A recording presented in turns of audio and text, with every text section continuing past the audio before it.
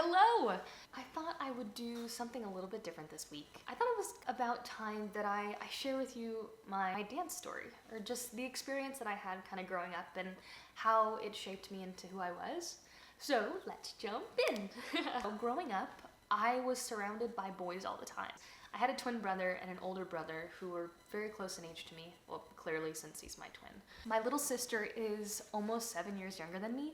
For the beginning portion of my life, it was just boy stuff. Dancing never really felt right because I loved climbing trees and digging holes and kind of all that stuff. I was very much a tomboy. When I was a little pipsqueak, my mom tried to get me into ballet class to be a little bit girlier, and I screamed and cried and never wanted to go again. As I aged, I started taking certain classes, but it was very recreational. Kind of, you were having fun and dancing with your friends and just like silly goofy stuff, whatever.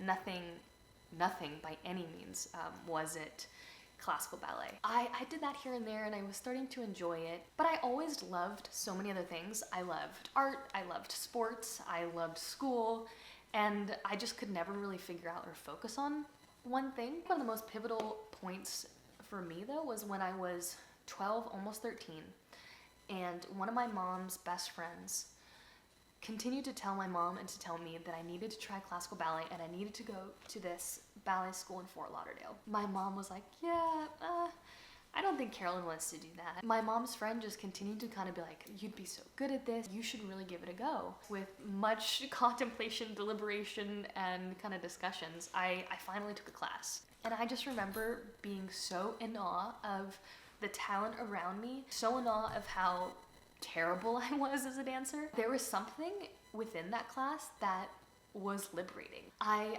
felt like I was dancing and moving and having fun. There was also an element of me like fighting against myself to get better, which I adored. So after that class, I was sold. I was like, man, I could do this. But still, when I was 13, I never really knew what being a professional dancer was. It never even really crossed my mind. When I had started at this ballet school in Fort Lauderdale, I remember one time we were all standing at the bar, B-A-R-R-E, not B-A-R. And the girls were just talking about summer course auditions, and little clueless me is like, what the heck are you talking about? One girl was talking about going to Seattle, another was talking about going to New York, and I'm like, oh my goodness, that is so cool. I wish I could go doing that. And all the girls look at me and they're like, well, you can, you just have to audition. And so I go up to my ballet teacher to, try to figure all of this out, and she's like, yeah, well, it's nearing the end of audition season, and there were 2 auditions left. One for the Pacific Northwest Ballet, that was in Seattle, and the other one was for the American Ballet Theater, which was in New York. I am very much a New York girl. I love the city, and so that to me was like, yes. I did my auditions for the first time, and think about it. I had basically just started training, started more or less in August, and now it's January, and I'm this little pipsqueak girl in this classroom of people who actually really know what they're doing, and I'm thinking to myself, there's no way that I would get in.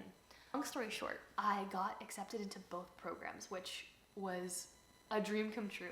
I decided to go to New York. I experienced a summer course for the first time. I went to the American Ballet Theater Summer Intensive when I was 13, which was probably the most eye-opening experience for me because still at that time, dance was very recreational for me. I was around so many really talented dancers that all wanted to be professional dancers. It never really crossed my mind that dance could be a career path. So hearing all these girls, I was like, wow, maybe I could do it. But I continued to internally process and just figure it out because I never wanted to fail myself. I never liked talking about things unless I was absolutely certain. And I'm very realistic in the sense where I know my abilities and I never wanted to think of myself as too grand, if that makes sense. So the summer of 2011 was amazing. And honestly, I really didn't want it to end, but of course, school does call. I went back to normal school, would do school all throughout the day, and then I would dance in the evenings. I did that for 2 years where I would, go to school, dance at night, and then during the summers go to different programs. And during the summertime, I was like my most happiest because I got to travel different places and have new teachers, and it was just so incredible. The summer when I was 14 was probably to the point where I realized that I wanted to be a professional dancer. I went to a summer program in Saratoga, New York, and in Vail, Colorado. And the director was a former New York City ballet dancer. It was really neat to see how she moved and danced, and everything about her was just so attractive to me that I'm like, I want to go where you went. The school that is associated with the New York City Ballet is the School of American Ballet. And so when I was 14 years old, I basically made a pact with myself that I was like, I am going to go to the School of American Ballet. This is where I see myself. This is how I see myself dancing. I knew that I wanted to experience that. I was probably 14, 15 when I finally admitted it to myself that this is what I wanted my career to be. When I was 15, I went to the Next Generation Ballet summer program and then into the year program. I had been offered a full scholarship for their summer program and for their year program, which is nuts. And I remember being offered a spot for their year-round program, and I sat down with my parents and they were like, if you want to be a professional dancer, this is your next step. You know, we will fully support you in any capacity, but just know that the offer is here and we're gonna help you through it. When I was 15, I packed up my bags and moved away from home. It was the perfect stepping stone experience that I needed. Everyone around me was so beyond talented. All through that time, I did competitions. I did ballet competition in Panama, which was so fun, and just got to experience so many different facets of the dance world. It was such a neat experience because I got to prep and hone my skills to finally audition for the School of American Ballet. I auditioned for the School of American Ballet summer program. I remember opening the acceptance letter and I had received a full scholarship, and I just remember the feeling of being like, this is crazy, like my dreams are coming true. Now, it doesn't mean that I got into the winter program yet. I was like, this is just the next step for me to go to where I want to go, which was so cool. I went to the School of American Ballet summer program, and how their summer program works is basically the entire 5 weeks you're just auditioning to get into the winter term, which is their year-round program. So I remember going to class every single day just being so stressed. I don't think I ever tried as hard in my entire life as I did during those 5 weeks trying to get into the year-round school. At the end of the program, one of the teachers came up to me and offered me a spot, which was, just the best feeling ever. I was 16 then. I came back home, packed all my bags, and then I moved to New York to go to school. I attended a university online while I was in school there, which was awesome. So I got some of my college out of the way. It was just so neat because I did ballet school in the morning, so I trained from 10 to 5 and did schoolwork in between and just really enjoyed living in Manhattan. Being at the School of American Ballet was amazing. I would never change my experience for the world, but about a year and some change with me being at the School of American Ballet, I actually had a terrible back injury. I had 2 bulging discs, torn ligaments, and it was just the worst experience ever. The worst experience, and I must say, something that I'm really thankful for, because during the 10 months, 11 months, almost 11 months that I didn't dance, I got to experience and dabble in so many different avenues and arenas. I started drawing more, I started painting, I started creating, and I focused on school so much because I knew that with this injury, dance was not gonna last forever. And I knew because of this injury, I might not even be able to go back, and I might not ever be good enough because of taking so much time off. My parents are absolutely amazing, and they wanted to give me the chance to still be a professional dancer, so they went through so many different lengths to really get me better. We literally flew to Germany so that I could get treated there. I was there for 5 weeks. I had so many different injections, and after that moment, I started kind of feeling better. Amidst all of that, it was such an incredible experience in the sense that I could figure out who I was and what I wanted to do. And I realized that my identity didn't have to be in dance anymore. Even though it was something that I was so passionate about, I could still feel fulfilled doing other things. But there's still that thing in the back of your head is like, oh my goodness, I put so much time into this and now I'm gonna give it up. It was so neat kind of experiencing all of that. I was about 17, almost 18 at the time. That's around the time when you start auditioning for ballet companies. It set me back an entire year. After I began to heal up, I started doing, baby bar, so just barely getting into it. And I remember this one moment, I was in class with kids that were 5 years younger than me because they wanted me to take easier classes to get better. Wow, it was so humbling because I started over. I always was fighting with myself to figure out if I could do it still and if I would ever be to the caliber that I was before. But there was just something in the back of my head that was like, no, and you need to push forward, you need to push through because you can do this.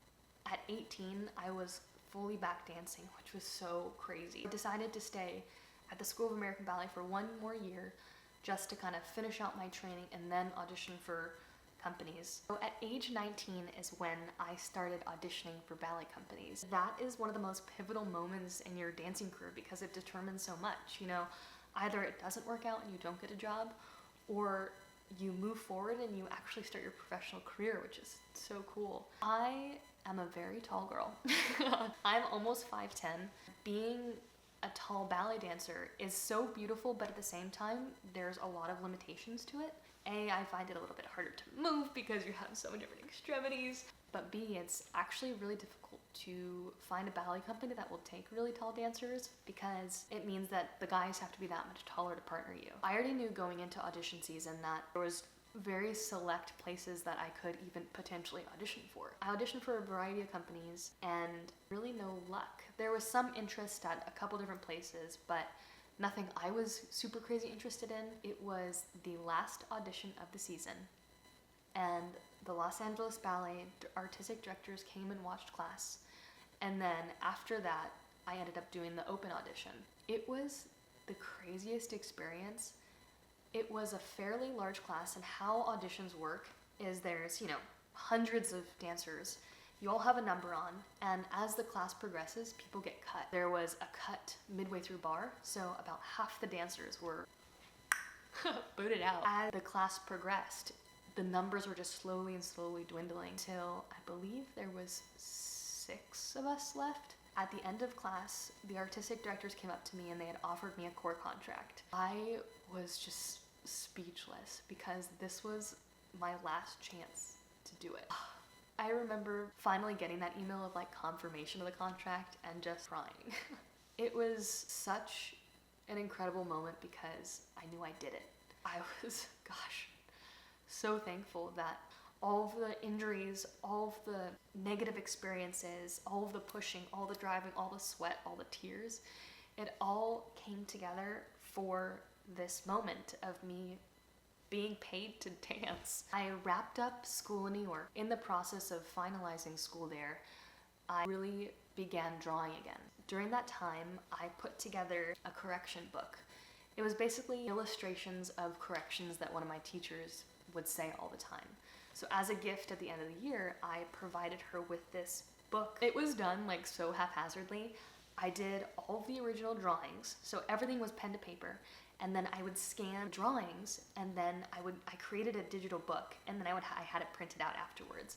So it was put together very ratchetly, but it was so neat to do because I felt like I was dabbling more in the artistic side. When I left the School of American Ballet, I had provided my teacher with that book, and I had also made a book for my little sister. So I gave my little sister one of those books, and at the time she was doing a photo shoot with a dance manufacturing company.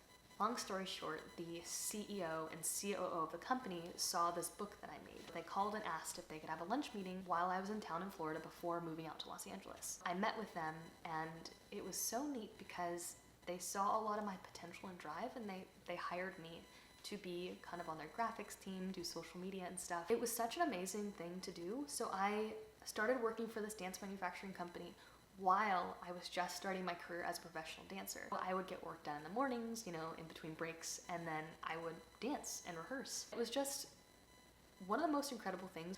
I got to continue dabbling in art and dabbling in the business side of things while just fulfilling my dreams as a dancer. I got to do so many different neat parts, and the repertoire was so fun. A lot of it was balancing stuff, and it was just so amazing to be on stage and feel the audience. I wouldn't change it for the world, honestly. All during that time, I realized that there was so much more, there was so much more to life, and dancing for me, it wasn't my end-all be-all. As I continued to progress in the business side of dance and explore marketing and things, I felt more and more at peace with leaving dance. I danced professionally with the Los Angeles Ballet for 2 years.